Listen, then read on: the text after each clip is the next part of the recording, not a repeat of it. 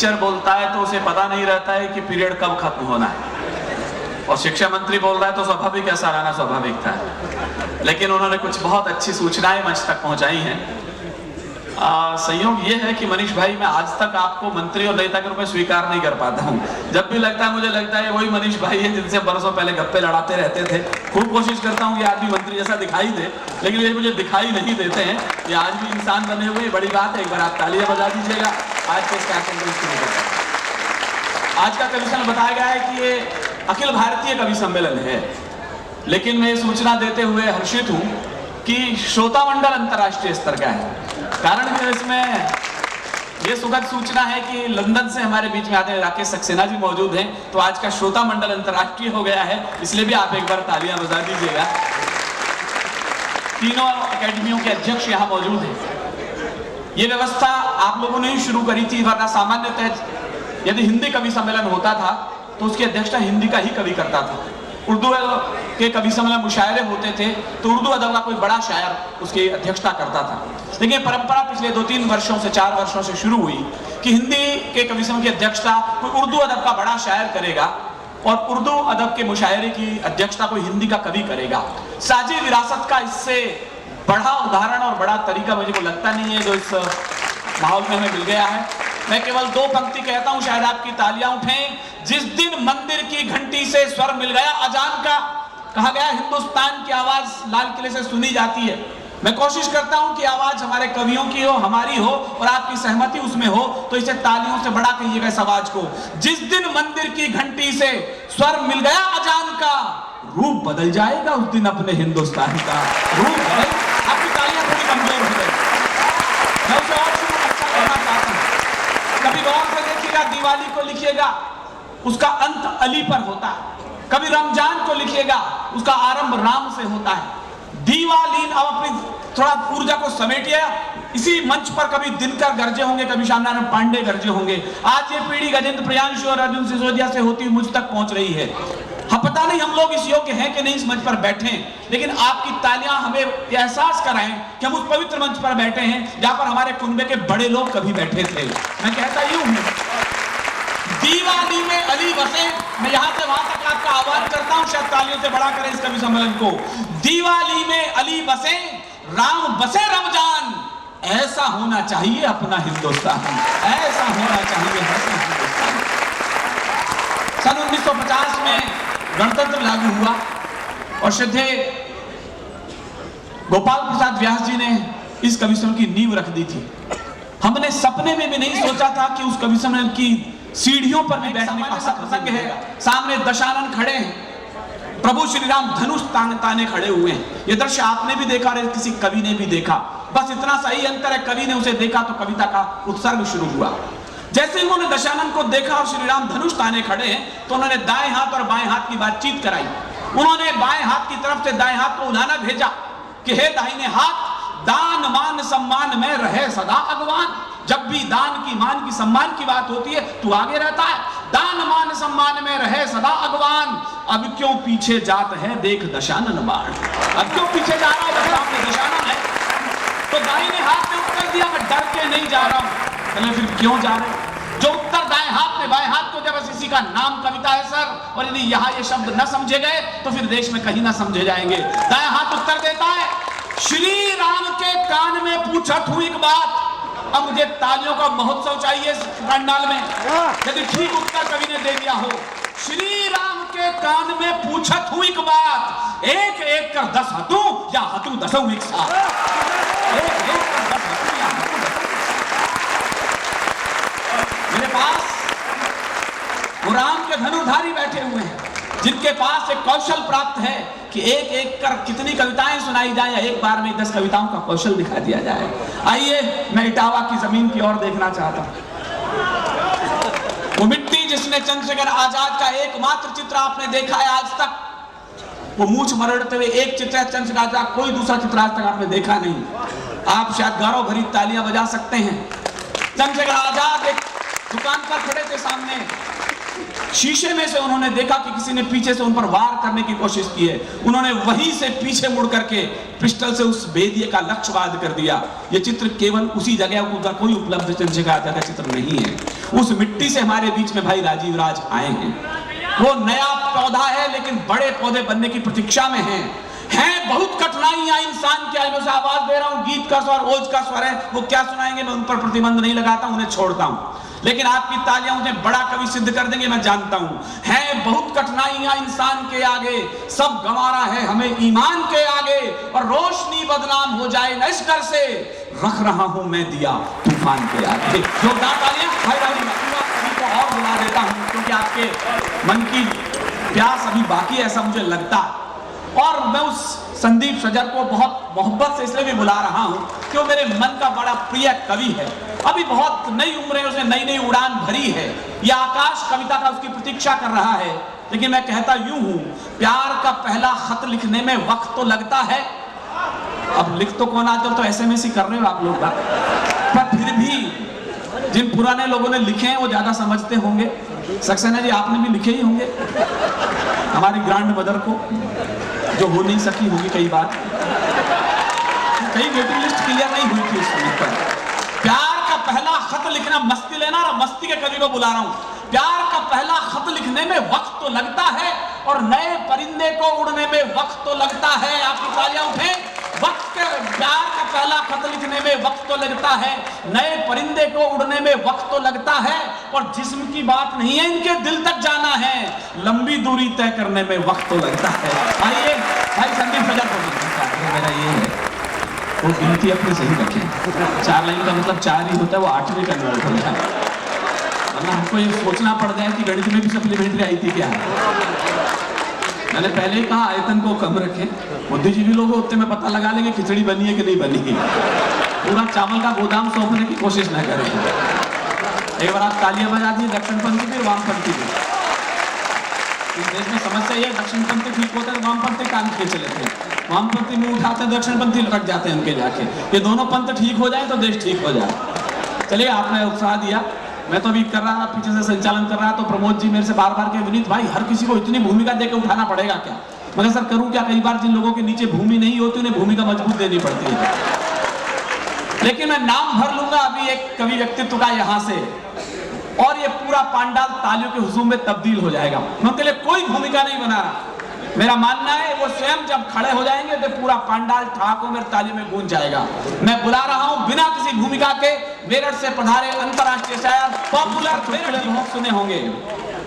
आपको सच के दरवाजे पर पहली दस्तक लगे तो मैं एक बहुत बड़े पुलिस ऑफिसर को इस भूमिका के साथ बुलाना चाहता हूं। वो कवि भी है, प्रांत स्तर के IG रैंक के कवि हैं, लगातार 12 साल से वो लाल किला आ रहा है, लाल किला उन्हें सुनता रहा है। लेकिन मेरा मानना यह है, जितने मेरे पुलिस के जवान सुन रहे हो उन्हें हौसला दीजिएगा। त्रुटियां कहां नहीं होती, हमारे अंदर भी हैं, आपके अंदर भी, उनके अंदर भी हो सकती हैं, लेकिन यदि उनमें हम अच्छाइयां ढूंढें तो उन पर फक्र कीजिएगा।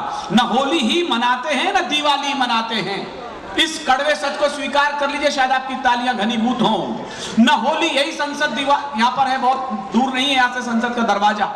आज से कुछ बरस पहले जब आतंकवादी इस दहलीज को लांघते संसद के दरवाजे पर चले गए थे, तो इसी मिट्टी के 8 बेटों ने शहादत बो दी थी, खून बो दिया था इस जमीन के अंदर, और इस संसद को घाव लगने से बचा लिया था। तब मेरे बड़े कवि मदन मोहन समर जी ने कभी लिखा था, उनके गर्म लहू के छींटे साहस की तहरीर बने, वो जीते जी लोकतंत्र के मंदिर की प्राचीर बने, और 8 जवानों की कुर्बानी ने भारत का मान रखा, अपनी लाशें बिछा नींव में, ऊपर हिंदुस्तान रखा। अपनी तालियां कमजोर है साहब, अपनी लाशें बिछा नींव में, ऊपर हिंदुस्तान रखा।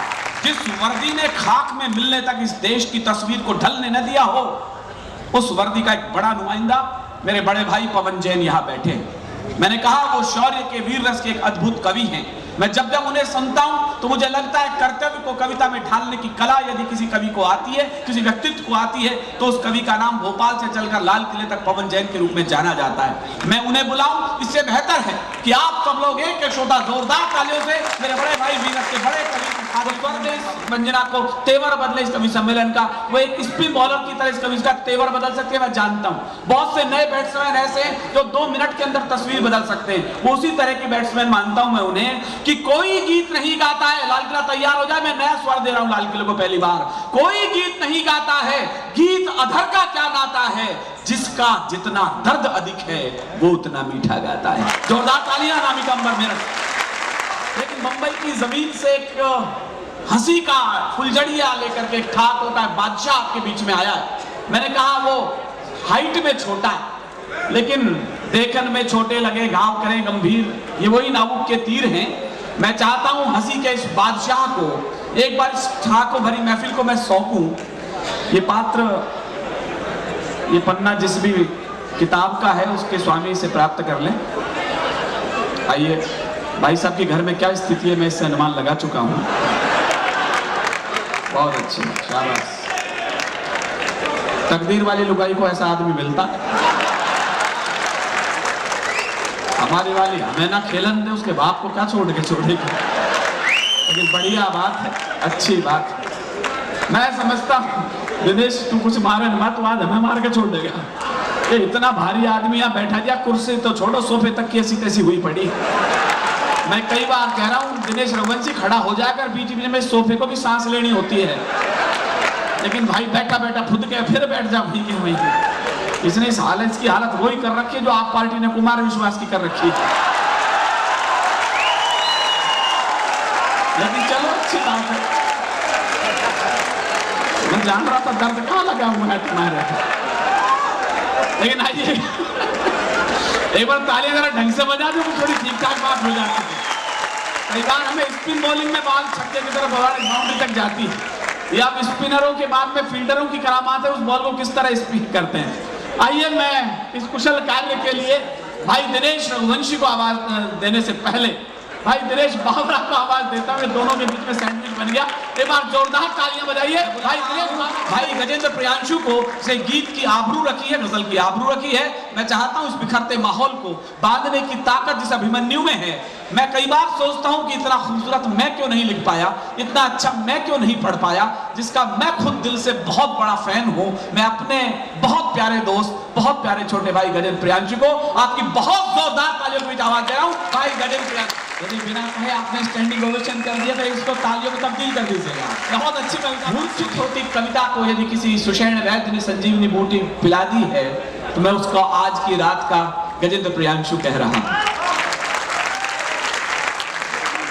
नई पीढ़ी के पास विरासत के रूप में कुछ दिखाने के लिए हमारे पास कुछ है तो मैं गजेंद्र प्रियांशु सर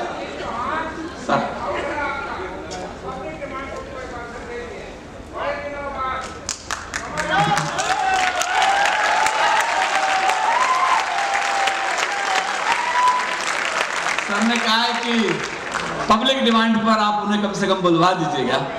मैं बिल्कुल मैंने कहा जनता जनार्दन है तो मुझे कहना तो पड़ेगा कुछ ना कुछ सर।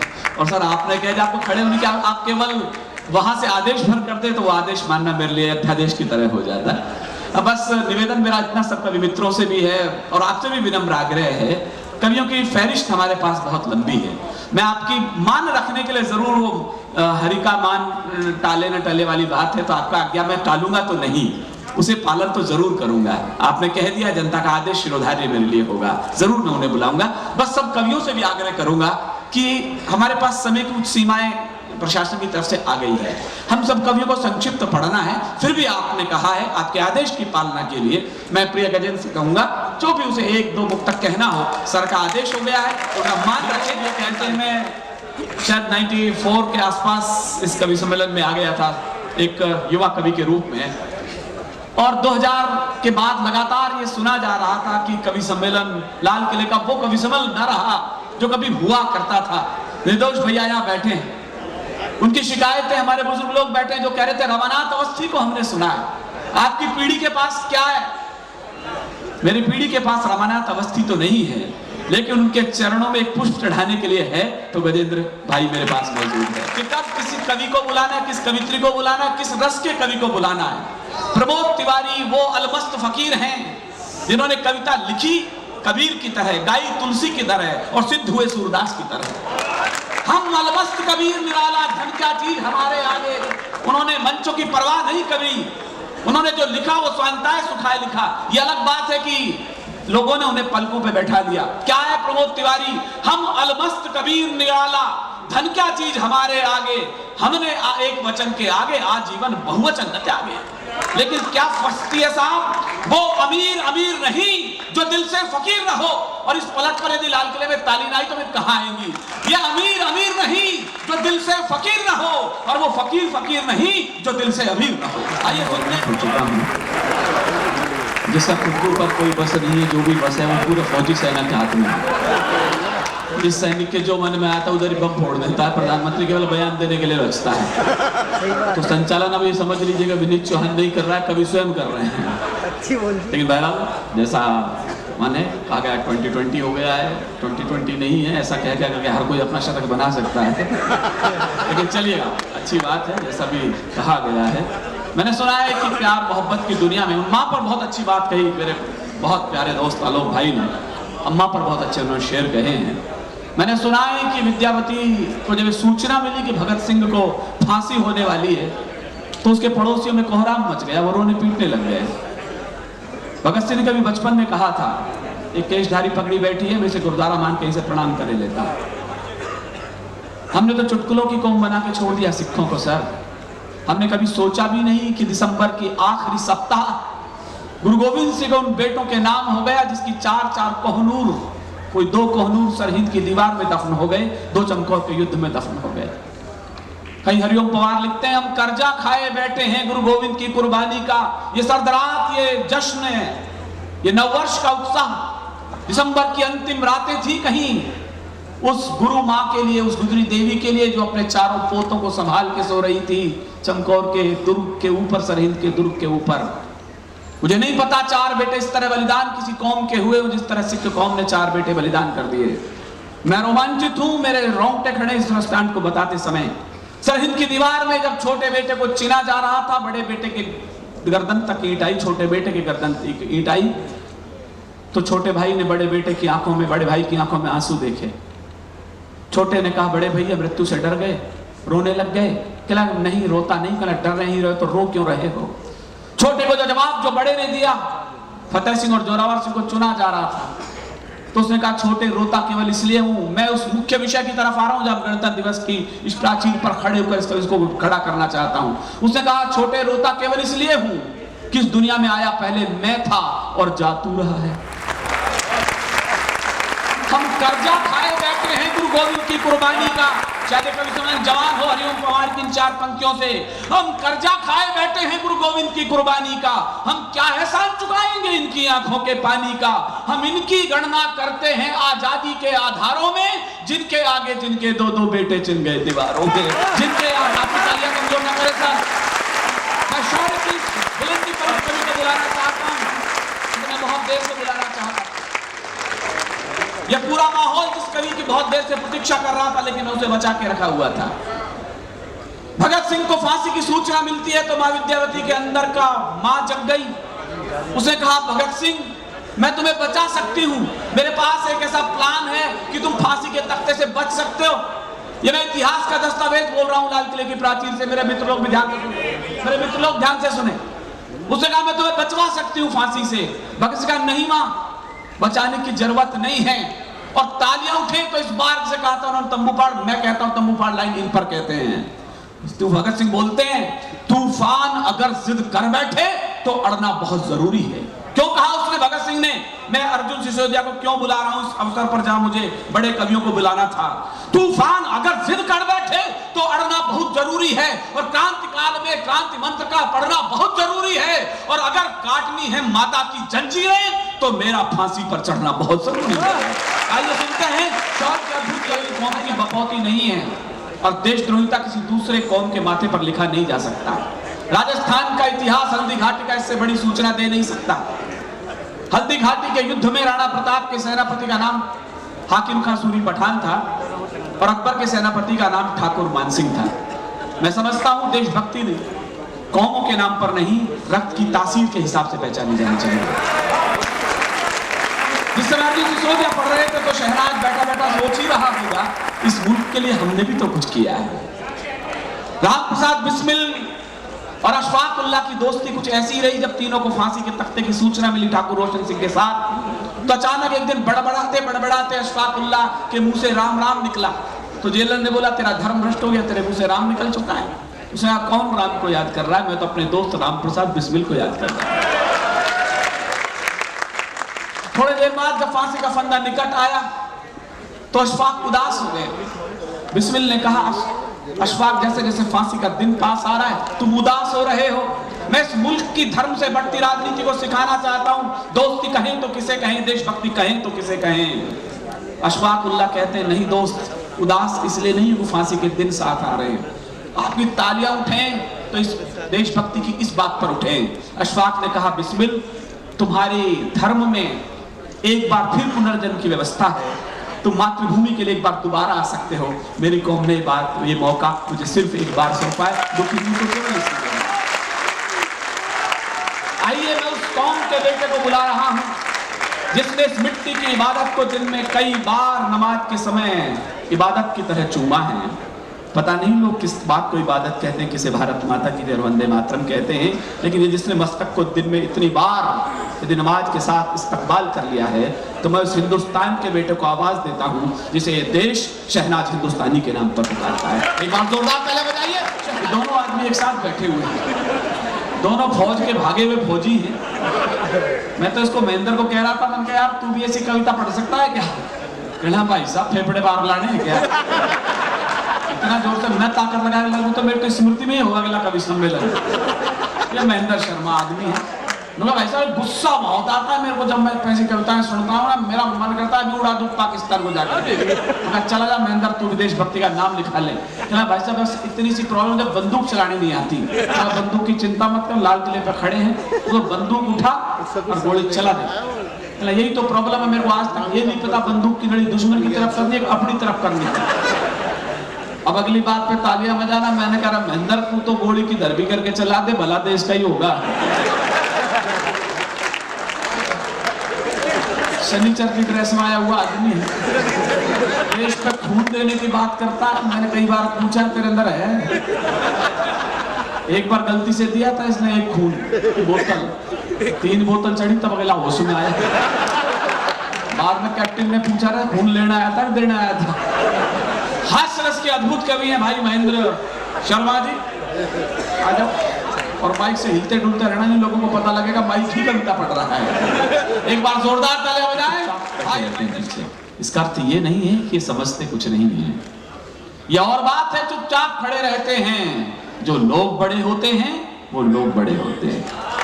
ये वो पीढ़ी पीछे बैठी है। शहदेबुद्दीनाथ मिश्र गीतों के बड़े कभी, जब बीबीसी लंदन से उनका गीत गूंजा करता था, एक बार जाल फेंक रहे मछेरे, जाने किस मछली में बंधन की प्यास हो। वो गीत कभी यहाँ रवाना तवस्थी के साथ मैं खुद श्रोता बन के आता था अलवर से, तो मेरे सामने फर्श पर बैठकर सुना है। मैं अब उस कविता के कुलाधिपति को आवाज दे रहा हूँ जिस यूनिवर्सिटी के अंदर हम जैसे छोटे विद्यार्थी बैठे। मुझे ये भी नहीं पता अभी तक हम पास भी हुए कि नहीं हुए, लेकिन उस विश्वविद्यालय के कुलाधिपतियों में से एक बड़े कुलाधिपति को मैं आपके बीच आवाज दे रहा हूँ। तालियां हो सकता है हम में से बहुत सारे लोग बजवा लें, ये अलग बात है। हास्य के चुटकुलों पर, हास्य की कविताओं पर तालियां बजवा लेना अलग बात है। वीर रस की हुंकार पर पांडा को गुंजा देना अलग बात है। लेकिन श्रद्धेय कुंवर बेचैन जैसा बड़ा कवि लिखता है, मेरे पास कुछ है नहीं आज कि मैं उन्हीं के उदाहरण को देना पड़ा है मुझे। जब भी कोई उदाहरण मैंने दिया है सिर्फ तुम्हारा ही उदाहरण, ऐसा कुंवर बेचैन लिखते हैं। मैं किस शब्दों से बुलाऊं श्रद्धेय कुंवर बेचैन को, श्रद्धेय बुद्धिनाथ मिश्र को? तो उन्होंने लिखा था, बादल जो नभ में खड़ा मिला माना आंसू से बड़ा मिला। ईश्वर मुझे सरस्वती ये शक्ति दे कि मैं बड़े कवियों को इस मंच तक बुलाने की हिम्मत जुटा सकूं। हम ये बड़े लोग क्यों हैं? बादल जो नभ में खड़ा मिला माना आंसू से बड़ा मिला।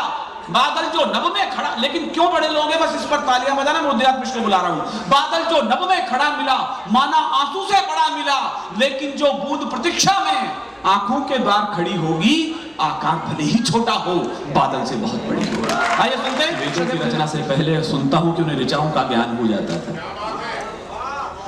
ऐसे ऋषितुल्य श्रद्धेय बुद्धिनाथ मिश्र ने वो घोषणा कर दी है कि मुझे किस कवित्री को यहाँ आवाज देनी है। कवित्रियां 2 हैं, आदरणीय डॉक्टर कीर्ति काले और कविता किरण जी। राजस्थान की बहुत बात हुई है, मीरा की बात हुई है, राधा की बात हुई है। मैंने सुना है कि मीरा चली गई एक बार रजवाड़ी से नाराज होकर के, मेवाड़ से नाराज होकर के वृंदावन चली गई, तो पुरोहित ने दरवाजे बंद कर लिए द्वारिकाधीश ने। कहना कहाँ चली आई हो तुम? यहाँ तो पुरुष स्त्रियों का प्रवेश वर्जित है। मीरा ने एक ही बात कही तो दरवाजे खोल दिए उस पुरोहित ने। आप में से पता नहीं कितने लोग जानते हैं ब्रज में पुरुष केवल कृष्ण को माना जाता है, बाकी सब गोपियां मानी जाती हैं। तो उसने कहा यहाँ स्त्रियों का प्रवेश वर्जित है। तो उसने कहा पुरोहित जी क्या आप पुरुष हो? मुझे तो पता था यहाँ एक ही परम पिता पुरुष है। तो उसने तुरंत खोल दिए दरवाजे, कहने लगा माँ मुझे पहली बार गुरु मिल गई जिसकी मैं इतने दिनों से तलाश कर रहा था।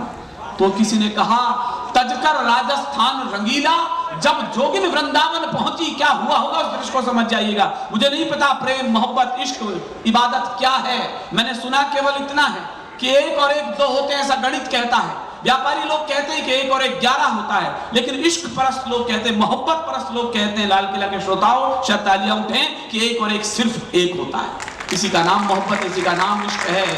तजकर राजस्थान रंगीला जब जोगिन वृंदावन पहुंची। मैं केमिस्ट्री का लेक्चर अच्छी तरह जानता हूं, कांटा जिसकी पैर में लगता है आंसू उसकी आंख से आना चाहिए। इश्क अजीब चीज है साहब, कांटा आपके पैर में लगता है और आंसू उसकी आंख से आना शुरू हो जाता है। तजकर राज, आपकी तालियां कमजोर हो रही है, मैं एक बड़ी कवित्री को बुला रहा हूं। तजकर राजस्थान रंगीला जब जोगिन वृंदावन पहुंची, मीरा स्वयं राधिका हो गई, कृष्ण स्वयं तारे हो गए। मीरा स्वयं राधिका हो गई, कृष्ण स्वयं तारे हो गए। मैं पालना से पधारी डॉक्टर कविता किरण को आवाज दे रहा हूं। वो गीत की, गजल की तमाम हस्ताक्षर, बड़ी हस्ताक्षर यहाँ हैं। वो देर से आई हैं, उन्हें यह ना लगे वो दुरुस्त आई हैं, अच्छे श्रोताओं के बीच में आई हैं, नवनीत श्रोताओं के बीच में आई हैं, ऐसा आप अपनी तालियों से उन्हें सूचित करिएगा। डॉक्टर कविता उनके बारे में बताया गया है कि उन्होंने माँ पर 1000 से ज्यादा मुक्तक लिखे हैं। आज प्रतिदिन यदि कोई कवि लिख रहा है, हम लोगों को मूड आता है तो हम लिख देते हैं, कभी साल में, कभी 6 महीने में। कुंवर बेचैन जैसे बड़े लोग हैं जो कभी सप्ताह में 1 बार बोल देते हैं, 1 बार लिख देते हैं। लेकिन वो व्यक्ति जो प्रतिदिन लिख रहा है उसका नाम भाई दिनेश रघुवंशी है। उनके पासपोर्ट पर लगभग 25 देशों के ठप्पे लगे हुए हैं।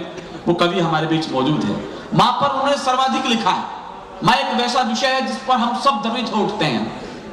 माँ से बढ़कर नहीं रिश्ता कोई। इस ठंड में एहसास कीजिएगा, बचपन के एहसासों को मैं आपके आसपास से गुजारना चाहता हूँ। क्षण भर के लिए इस ठंड को भूलिएगा, उस माँ को याद करिएगा जिसके गर्म एहसास आपके आसपास पिघल करके तैर रहे हों। माँ से बढ़कर नहीं रिश्ता कोई। मुझे नहीं पता किनके एहसास इसको छू जाएंगे, जिन्हें छू जाएं एक बार तैयार हो जाइए। मैं इस देश के बड़े कवि को बुला रहा हूं जिन्हें माँ पर सर्वाधिक लिखा है। माँ से बढ़कर नहीं रिश्ता कोई, माँ से बढ़कर नहीं फरिश्ता कोई। और ये एक लाइन इस पांडा को एक बार उठाए, माँ से बढ़कर नहीं रिश्ता कोई, माँ से बढ़कर नहीं फरिश्ता कोई। और मैं एक लम्हा चौंका था नींद में, मेरी माँ फिर रात भर नहीं सोई। मैं एक लम्हा चौंका था नींद में, मेरी माँ। मुझे मजा नहीं आया, दिनेश रघुवंशी जैसा बड़ा कवि का कवि बुला रहा हूं सर, मुझे एक शेर और खर्च करना पड़ेगा। मंगल नसीम हमारे उस्ताद शायर हैं, उन्होंने कभी लिखा था, माँ क्या सीरत क्या सूरत थी। मैं फिर अपनी माँ को स्मृति में रखिएगा। शायद इससे बड़ी बात आज इस मंच से न बोली जा पाए, लेकिन मैं कोशिश कर रहा हूं। क्या सीरत क्या सूरत थी, माँ ममता की मूरत थी। आपकी तालियों पर दिनेश रघुवंशी भाई तक चले आएंगे। क्या सीरत क्या सूरत थी, माँ ममता की मूरत थी। पांव छुए और काम हुआ, अम्मा एक मुहूर्त थी। आवाज दीजिएगा। मैं कीर्ति आई, आशीष आए, मैं आया, कुमार आए, रमेश शुक्ल आए, ये बात अच्छे चेहरे आए। लेकिन किसी को पता नहीं था कि 20-25 साल वो चेहरे वो होंगे जो किसी कवि के समापन के योग्य होंगे। डॉक्टर कीर्ति काले किसी कवि सम्मेलन में मौजूद हैं, ये अपने आप में कविता की शिनाख्त है। गीत अभी अमर हैं, गीत अभी जिंदा हैं। इस बात को प्रमाणित जानने के लिए डॉक्टर कीर्ति काले का किसी मंच पर होना पर्याप्त है। मैंने कई बार कहा है, कुछ लोग होते हैं जो गीत केवल दिल से लिखते हैं, कुछ लोग होते हैं जो केवल दिमाग से गीत लिखते हैं। लेकिन दिल और दिमाग दोनों के संधि स्थल पर खड़ा होकर यदि कोई कविता लिख रहा है तो आप निर्विवाद कह दीजिए कि उसका नाम डॉक्टर कीर्ति काले रखा होगा। प्रेम के अनुभूतियों के गीत यदि आध्यात्म तक पहुंच जाएं, मैं दावे के साथ, हिम्मत के साथ इस मंच से बोल रहा हूं, ऐसे मंच पर नाम अब 1 या 2 ही बचे, तीसरा नाम ढूंढने पर मिलेगा नहीं। उसमें से एक नाम डॉक्टर कीर्ति काले का। प्रेम की बड़ी कवित्री को मैं आवाज दे रहा हूं उन शब्दों के साथ, पीली चौंच हरे पंखों के पक्षी जब से मीत हो गए। मैं खुद डूबा हुआ पढ़ रहा हूं, इसको तो डूबे हुए लोग सुन लें।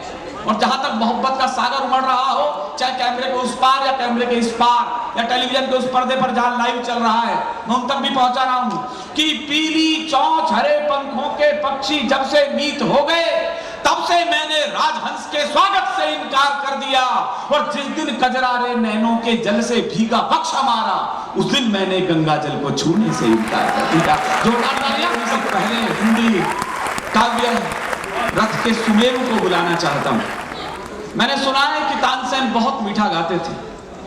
अकबर के दरबार के नवरत्नों में से एक थे। एक बार अकबर ने कहा कि तानसेन बहुत मीठा गाते हो, तुम्हारे गुरु कौन है?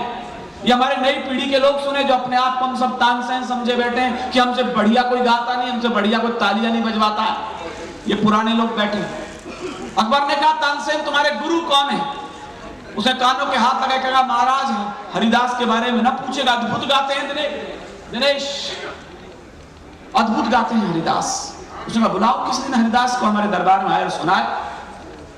अकबर से कहा तानसेन ने, महाराज वो ऐसे नहीं आते आपके दरबारों में, उन्हें सुनने के लिए उनकी कुटिया पर जाना पड़ता है। तो अकबर जिज्ञासु था, उसने कहा चलो चलते हैं। तानसेन और अकबर दोनों चले गए। उसने कहा अब कह दो तुम्हारे गुरु से कि कुटिया से बाहर आए, हमें गीत सुना दे। तानसेन ने कहा महाराज मेरे गुरु ऐसे भी नहीं गाते, उनका मन हो तो गाए, ना हो तो ना गाते। यार ये कैसे गुरु जी, हम वहां से फतेहपुर सीकरी से चल के आ गए, तेरे गुरु बाहर नहीं निकल पा रहे वृंदावन में।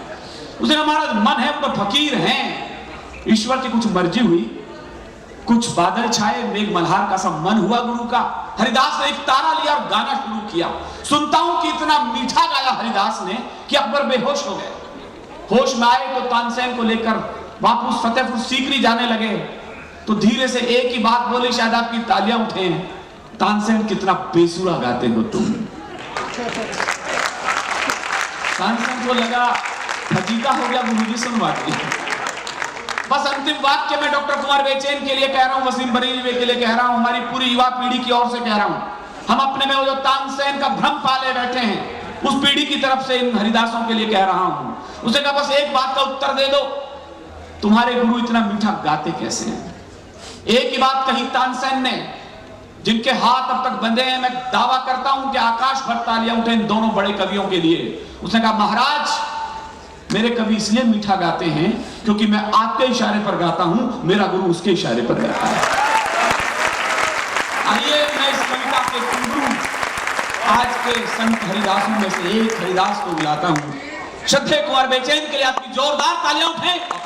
खड़ा हुआ उर्दू अदब के उस राम को प्रस्तुत कर रहा हूं कि वे आए और इस पर अपनी पाखुरियां रखें। इस हिंदी कविता के अमृत कलश पर यदि उर्दू अदब का कोई गुलाब की पाखुरी रख सकता है, उसका नाम श्रद्धेय वसीम बरेलवी हो सकता है, जिसने कभी कहा था कौन सी बात कब कहां और कैसे कही जाती है, अगर इस बात का सलीका हो तो हर बात सुनी जाती है। जोरदार तालियां बजाएं आज के अध्यक्ष श्रद्धेय वसीम बरेलवी।